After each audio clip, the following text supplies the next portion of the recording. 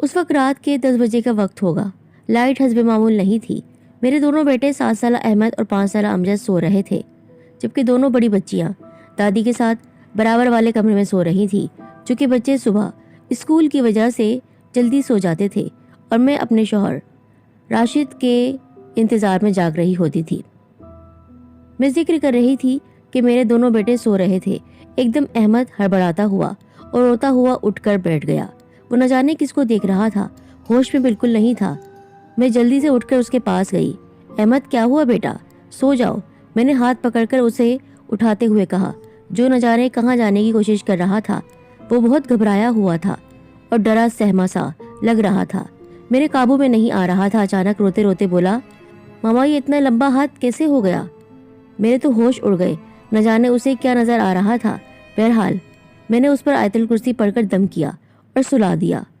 वो फौरन ही गहरी नींद में चला गया, जैसे उठा ही नहीं था। लेकिन मेरी नींद उड़न छू हो चुकी थी, क्योंकि ये आज पहली बार नहीं हुआ था, बल्कि जब से मैं ऊपर शिफ्ट हुई थी अहमद कभी कभार डर के उठ जाया करता था। मैंने हमेशा उस पर दम करके उसको सुला दिया था, लेकिन अब तो वो मुस्तकिल एक हफ्ते से बराबर 10 से 11 के दरमियान उठा करता था।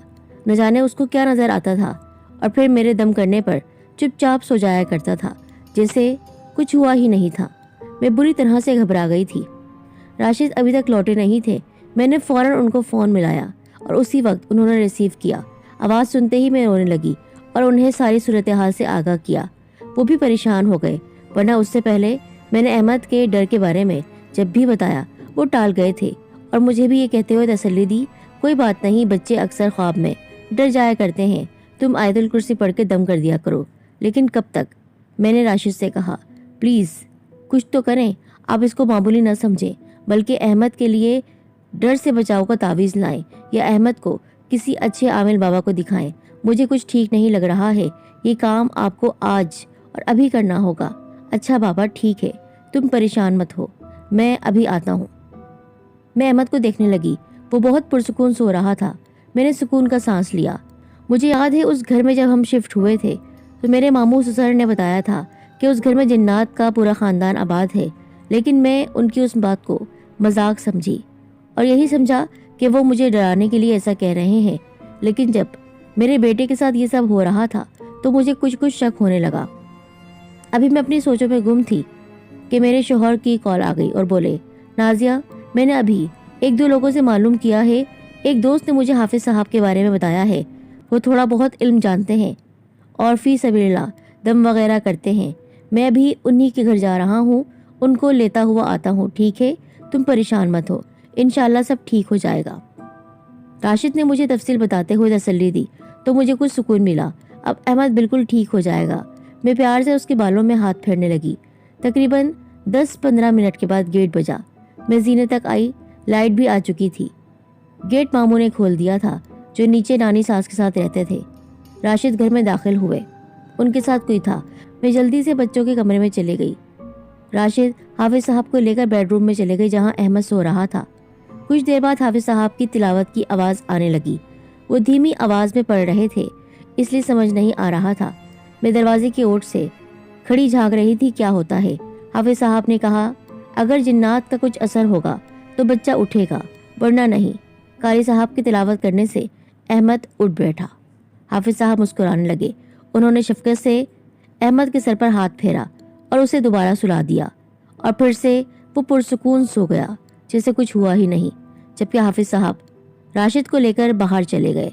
मैं बेडरूम में गई। अहमद सो रहा था। मैं बेचैनी से उनकी वापसी का इंतजार कर रही थी। राशिद जब वापस आए तो वो मुझे फिक्रमंद लग रहे थे। मैंने पूछा, क्या मामला है? तो धीरे धीरे बताने लगे, हमारे बेडरूम में एक जिन्नात की फैमिली रहती है, उनका एक छोटा बच्चा भी है। वो ख़ानदान मुसलमान है और बहुत अच्छा है। तुम जानती हो, हमें उन्होंने कभी परेशान नहीं किया और ना ही कभी डराया धमकाया। फिर ताइदी नज़र से मेरी तरफ देखने लगे। मैंने उनको देखकर सर हिलाया। फिर बताने लगे, दरअसल वो बच्चा थोड़ा शरारती और खेलकूद का शौकीन है और वो हमारे अहमद को दोस्त बनाना चाहता है। इसलिए जब अहमद रात को सोता है तो वो खेलने के मूड में होता है और उसके पास आ जाता है। उसका लंबा हाथ देखकर अहमद डर जाता है। लेकिन अच्छी बात है کہ صبح اٹھकर احمد سب بھول جاتا ہے, اسے رات کا کچھ یاد نہیں رہتا, ایسا ہی ہے نا؟ ان کے پوچھنے پر میں نے بتایا. میں جب احمد سے صبح پوچھتی ہوں کہ رات پہ ڈر کر کیوں اٹھے تھے تو وہ صاف انکار کر دیتا ہے کہ نہیں ماما, میں تو رات میں نہیں اٹھا تھا. تو میں خاموش ہو جاتی ہوں, لیکن میں بہت پریشان ہوں, یہ بچہ کہیں ہمارے احمد کو نقصان نہ پہنچا دے. میں نے ہولتے ہوئے کہا, ارے نہیں, ایسا کچھ نہیں ہوگا, وہ صرف کھیلنے کی غرض سے آتا ہے. بہرحال حافظ صاحب نے احمد کے پینے اور نہانے کے تعویذ دیے ہیں. یہ تعویذ پینے کے پانی میں اور یہ نہانے کے پانی میں ملا دو. احمد کو ایک تعویذ روز تمہیں پانی میں گھول کر پلانا ہے اور یہ گلے میں ڈالنے کے لیے. تم ذمہ داری سے صبح یہ سارے کام کر لینا اور پریشان مت ہونا. جب ہم انہیں کوئی تکلیف نہیں پہنچائیں گے تو وہ بھی ہمیں کوئی تکلیف نہیں دیں گے. ہاں, چونکہ وہ اللہ تعالیٰ کی مخلوق ہے ہماری طرح, تو اس لیے ہمارے گھر میں رہ رہے ہیں, بس ہمیں تنگ نہیں کریں گے. انہوں نے لمبی تقریر کی اور اطمینان سے سو گئے. پھر صبح اٹھ کر میں نے پینے کے پانی میں تعویذ ڈالا. بچے جب اسکول سے آئے تو میں نے احمد کو تعویذ کے پانی سے نہلا دیا اور اس کے گلے میں تعویذ بھی ڈال دیا. سارا دن گزر گیا. دن سے رات ہو گئی. سب بچے سو گئے تھے. میں اور راشد احمد کے لیے جاگتے رہے. 10 بجے کے بعد ہم چوکنے ہو گئے. تقریباً 11 بجے احمد اٹھ بیٹھا اور روتا ہوا کمرے سے باہر جانے لگا. وہ نہ جانے کیا بڑبڑا رہا تھا. راشد اور میں تیار تھے. میں نے جلدی سے احمد پر آیت الکرسی پڑھ کر پھونکی اور اس کو پکڑ کر لٹا دیا تو وہ سکون سے سو گیا جیسے اٹھا ہی نہیں تھا. میں پریشان نظروں سے راشد کو دیکھنے لگی. انہوں نے ہاتھ کے اشارے سے مجھے تسلی دی اور سونے کے لیے لیٹ گئے. مجھے بھی سونے کی تاکید کی. میں بہت دیر تک جاگتی رہی. ایک عجیب سا احساس تھا ہمارے کمرے میں. ہمارے علاوہ بھی کوئی خاندان موجود ہے, وہ بھی جنات کا خاندان. وہ ایک جن زادہ میرے بیٹے سے دوستی کرنا چاہتا ہے اور اس کے ساتھ کھیلنا بھی چاہتا ہے. یہ سب سوچنا رونگٹے کھڑے کر دینے کے برابر تھا. لیکن جب میں نے اللہ کی ذات سے مطمئن ہو کر یہ بات سوچی کہ وہ ہمارے ساتھ غلط نہیں کریں گے اور ہمیں کوئی نقصان نہیں پہنچائیں گے جب تک ہم ان پر کوئی حملہ نہ کریں, تو مجھے اللہ تعالیٰ کی ذات پر اور یقین آ گیا. میں ہر نماز کے بعد بچوں پر دم کرتی, شاید اس لیے ہم سب محفوظ تھے. انہی سوچوں میں نہ جانے کب میری آنکھ لگ گئی. پھر میں نے خواب دیکھا. خواب میں کیا دیکھتی ہوں کہ میں اور احمد ایک ویران سی جگہ پر ہیں. 2 میاں بیوی اور ایک چھوٹا بچہ میرے سامنے آتے ہیں. بچہ تقریباً 1.5 سال کا ہے. ان تینوں کا قد مجھے بہت چھوٹا لگا, بہت ہی چھوٹا. پھر اچانک بچہ اچھل کر باپ کے کندھے پر بیٹھ گیا. میں حیران ہوئی. اب بچے کی ماں بڑے پیار سے اپنے بیٹے کو دیکھتے ہوئے بولنے لگی کہ یہ ہمارا بیٹا ہے, یہ بہت شرارتی ہے, ہر وقت کھیلتا رہتا ہے اور کھیلنا چاہتا ہے, لیکن ہم آپ کو کبھی نقصان نہیں پہنچائیں گے. میری ایک دم آنکھ کھل گئی. وہ کہ خواب ڈراؤنا نہیں تھا, لیکن میں دہل کر رہ گئی. میں نے چاروں جانب نظریں گھما کر دیکھا. سب بے خبر سو رہے تھے. میں نے بچوں کے ماتھے پر پیار کیا اور بے حد سکون ملا مجھے یہ بات سوچ کر کہ اللہ پاک نے مامتا بھی کیا چیز بنائی ہے. تکلیف بچے کو ہوتی ہے اور نیند ماں کی اڑ جاتی ہے. کاش بچے بھی بڑے ہو کر ماں باپ کو ایسا ہی محسوس کروائیں. صبح فجر میں گڑ گڑا کر اللہ پاک سے اپنے شوہر اور بچوں کی سلامتی مانگی جو میرا معمول تھا. پھر بچوں پر دم کیا اور اسکول بھیجنے کی تیاری کرنے لگی. بچے حسب معمول بڑی مشکل سے اٹھے تھے, لیکن میں احمد کو دیکھتی تھی وہ بہت سست ہوتا جا رہا تھا. بہرحال میری ضد کرنے پر اور تیار کرنے پر وہ اسکول چلا گیا. روتے ہوئے تو نہیں گیا؟ راشد نے مجھ سے پوچھا. نہیں, رویا نہیں تھا, پر ضد کر رہا تھا. پھر میں نے راشد سے کہا کہ خواب میں نے ایک خاندان کو دیکھا ہے جو ہمارے گھر میں ہمارے ساتھ رہتا ہے. وہ چونکتے ہوئے بولے, اچھا کیا دیکھا؟ میں نے خواب جو دیکھا تھا پورا بیان کر دیا. کہ عجیب سی ان کی شکل تھی, انسان نہیں لگ رہے تھے, چھوٹے سے قد تھے, چھوٹے چھوٹے ہاتھ تھے, لیکن ان کا ایک بیٹا تھا. وہ تھا تو چھوٹا, پر اس کا ایک ہاتھ بہت لمبا تھا. وہ بہت شرارتی تھا. اس کی ماں کہہ رہی تھی کہ یہ بہت شرارتی ہے اور آپ کے بچے کے ساتھ کھیلنا چاہتا ہے, بس تنگ نہیں کرے گا. لیکن ایک بات بہت خاص تھی, ان کے چہروں پر بہت زیادہ روشن تھے. ہاں, کیونکہ وہ مسلمان ہیں اور ہمیں تنگ کرنا نہیں چاہتے ہیں, عبادت گزار ہیں. بس بچہ شریر ہے, اسی وجہ سے ہمارا بیٹا تنگ ہو رہا ہے. دن اسی طرح سے گزر رہے تھے. احمد رات میں کبھی اٹھ کر بیٹھ جاتا تو میں دم کر کے سلا دیتی. پھر وہ بے خبر سو جاتا اور صبح اسے کچھ یاد نہیں رہتا. دوپہر میں اکثر ایسا ہوتا کہ بچے سو رہے ہوتے اور میں جب کمرے سے باہر آتی تو وہاں پر کھلونے بکھرے ہوئے ہوتے. میں سمجھ جاتی تھی کہ وہی جن زیادہ ہوگا जो मेरे बच्चों के खिलौने बिखेर कर चला गया है। खैर ये तो बर्दाश्त हो जाता था, एक दिन तो हद ही हो गई। मैं हस्बे मामूल सुबह सवेरे उठी, नमाज वगैरह से फारिग होकर बाहर निकल आई। लाउंज से बाहर कुर्सी पर नजर ठहर गई। उस पर मैंने काले रंग की एक शॉपर देखी। मैंने सोचा शायद किसी बच्चे ने या राशिद ने वो थैली रख दी होगी, पर उसके पास जाकर देखा तो उसके अंदर काले रंग की कोई चीज़ थी। अजीब सी वो चीज़ देखकर मैं समझ गई कि ये इंसानी खेल नहीं है, क्योंकि इंसान इस किस्म की चीज़ें वहाँ नहीं रख सकते हैं। वो तारकोल था और हमारे घर के पास दूर दूर तक कोई भी सड़क नहीं बन रही थी। मैंने मामू जान से पूछा, उन्होंने कहा यहाँ करीब कोई सड़क नहीं बन रही है, बल्कि बहुत दूर एक सड़क की तामीर हो रही है, पर इतनी दूर से ना कोई बच्चा वहाँ से तारकोल ला सकता है, ना ही किसी बड़े को ज़रूरत है, और यहाँ पर तो ऐसा कोई काम नहीं था कि कोई ये हरकत करता। फिर हम समझ गए कि ज़रूर उसी जिनज़ादी की ही हरकत है। फिर एक हफ्ते तक कोई वाक़या पेश नहीं आया। मैं और राशिद मुतमईन थे। एक रात ऐसा हुआ, बेडरूम में बच्चों को सुला रही थी। बच्चे मेरे पास ही थे, लेकिन दूसरी जानिब मुंह करके सो रहे थे। अचानक मेरी आंख खुली। मुझे यूं लगा जैसे कोई बच्चा प्यार से मेरी गर्दन पर उंगलियां चला रहा है।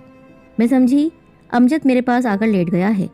मैंने हल्की हल्की आंखें खोली और देखा तो अमजद वहाँ नहीं था, बल्कि अब मेरा हलक खुश्क होने लगा। सांस रुकने लगी कि अगर अमजद मेरे पास नहीं है तो ये कौन बच्चा मेरे पास लेट कर उंगलियां चला रहा है। मैं जल्दी से उठी, लेकिन वहाँ पर कोई नहीं था। मैंने चीख मारी, भागते हुए राशिद के पास आई। क्या हुआ, वो पूछ रहे थे। मेरी नज़रें उसी जगह टिकी हुई थी जहाँ पर वो बच्चा था, लेकिन अब वो जगह खाली थी और मेरे बच्चे सो रहे थे। अभी अभी यहाँ पर मैंने किसी को देखा था। यहाँ तो कोई नहीं है, वहम होगा तुम्हारा। नहीं, मैंने जागती आंखों से देखा है, बल्कि मेरी आंख खुली ही इसी वजह से थी कि मुझे लग रहा था कि अमजद मेरे पास आकर लेटा है और गर्दन पर उंगलियां फेर रहा है, पर वहाँ पर वो नहीं था। मैं खौफ से रो पड़ी। किसी भी इंसान, खासतौर पर औरत के लिए किसी भी गैर इंसानी मखलूक का देखना बहुत खौफ की अलामत है। जबकि मैं जानती थी कि हमारे कमरे में हमारे साथ जिन्नात का पूरा खानदान आबाद है। वो हमें दिन रात देखता रहता है। गैर इंसानी मखलूक रहती है, लेकिन वो कभी मेरे सामने नहीं आए थे। तो मैं मुतमईन थी, अगर आपके सामने कोई चीज़ ना आए तो आप ये सोच लेते हैं कि वो है, पर आपको नज़र तो नहीं आ रहा है।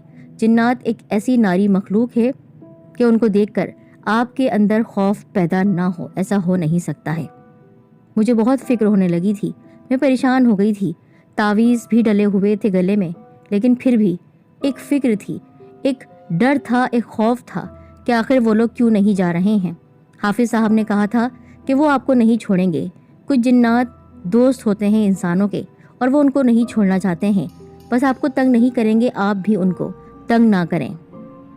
फिर कुछ अरसे बाद हमने वो घर शिफ्ट कर लिया, क्योंकि मेरा डर बढ़ने लगा था। एक दिन राशिद ने मुझसे कहा, मैं सोच रहा हूँ ज़रा घर का चक्कर लगाऊं। हम तो शिफ्ट हो गए थे, लेकिन नीचे के पोर्शन में नानी मामू रहते थे। उन्होंने वो घर नहीं छोड़ा था। मैंने कहा हाँ, ज़रूर जाएं और ज़रा ऊपर के पोर्शन, जो हमारा पोर्शन था, वहाँ भी चक्कर लगा कर आएँ, वहाँ अब क्या हालात हैं। राशिद कहकर चले गए। तकरीबन 1 घंटे बाद राशिद वापस आए। खैर खैरियत मैंने पूछी तो कहने लगे, बहुत मसला हो गया है। मैंने कहा क्या हुआ? अरे वो लोग बहुत डिस्टर्ब हो गए हैं, बहुत परेशान हो गए हैं। कौन लोग? मैं हैरानगी से पूछने लगी। वही तुम्हारे पड़ोसी, जिन्नात की फैमिली। मगर क्यों? आपको कैसे पता? मैं उलझ कर रह गई। अरे भाई, मैं भी घर गया था तो अम्मा और खाला बता रहे थे कि जिस दिन हम यहाँ आए हैं उसी दिन से रात को बहुत शोर शराबे होते हैं। ऐसा लगता है कोई बर्तन उठाकर फेंक रहा है, कभी कोई कुर्सी घसीटी जाती है, कभी कोई चीज़ भारी सी उठाकर ज़मीन पर पटकी जाती है। खाला की आंख खुल जाती है। ऊपर हमारे पोर्शन में कोई उठा पटक कर रहा होता है। खाला आवाज़ सुनने और देखने कि ये कैसा शोर है, एक दिन नीचे लाउंज में गई तो उनकी अलमारी के ऊपर रखा सारा सामान धड़ाधड़ खुद ब खुद नीचे गिर रहा था, जैसे किसी ने गुस्से में फेंका हो। खाला और मामू हैरान थे, ये सब क्या हो रहा है। बहरहाल थोड़ी देर बाद सुकून आ गया। राशिद ने मुझे तफसील बताई तो मैं हैरान परेशान रह गई। अब क्या होगा? हमारे शिफ्ट होने से लगता है बहुत नाराज़ हैं। कहीं उनको कोई जानी नुकसान तो नहीं पहुंचेगा। मुझे ऐसा लगता तो नहीं है, लेकिन ऐसा हो भी सकता है, क्योंकि जिन्नात जब बदला लेने पर आते हैं तो बहुत ख़तरनाक बदला लेते हैं। हैं तो मुसलमान, पर वो हमारे दोस्त थे, हमारे साथ रहना चाहते थे, और हमने उनकी वजह से घर छोड़ दिया। मैंने कहा अब क्या करना चाहिए? मैं ऊपर के पोर्शन में जाकर बोल कर आया हूँ कि यहाँ खाला मामू को तंग न किया जाए, बल्कि अगर हमारे साथ रहना है तो मेरे साथ चलें जहाँ मैं रहता हूँ। आप लोग भी वहीं मेरे साथ रहें। आपका क्या ख्याल है, वो आए होंगे आपके साथ? मैंने हैरानगी से पूछा। हाँ, अगर उन्होंने सुना होगा तो ज़रूर आएंगे। अगर वो आ भी जाएं तो उन्होंने कभी हमें नुकसान नहीं पहुंचाया, बल्कि बकौल हाफिज़ साहब वो हमें फ़ायदा ही पहुंचाएंगे, क्योंकि वो खुद हमसे दोस्ती करना चाहते हैं। राशिद ठीक ही कह रहे थे, उन्होंने कभी हमें तंग नहीं किया, बल्कि आइंदा वो हमें फ़ायदा ही पहुंचाते रहे। और इतनी तरक्की हुई कि हमारा घर ऐसा लगता था खुशहाली का नगर बन गया है। बच्चे भी बहुत खुश थे। एक दिन अहमद मुझसे कहने लगा, मामा 3 लोगों को मैंने घर में दाखिल होते हुए देखा है। अच्छा, कैसे थे वो? छोटे से कद थे, लेकिन चेहरा बहुत खूबसूरत था, रोशन चेहरा था। उनका एक बेटा था और उसका एक हाथ बहुत लंबा था। मैं समझ गई कि वो हमारे घर अब मुस्तकिल आ गए हैं। यानी ये जिन्नात की वो फैमिली थी जो हमारी दोस्त थी और हमेशा हमारे साथ रहना चाहती थी, और हमेशा जहाँ भी हम जाते वो हमारे साथ ही जाती।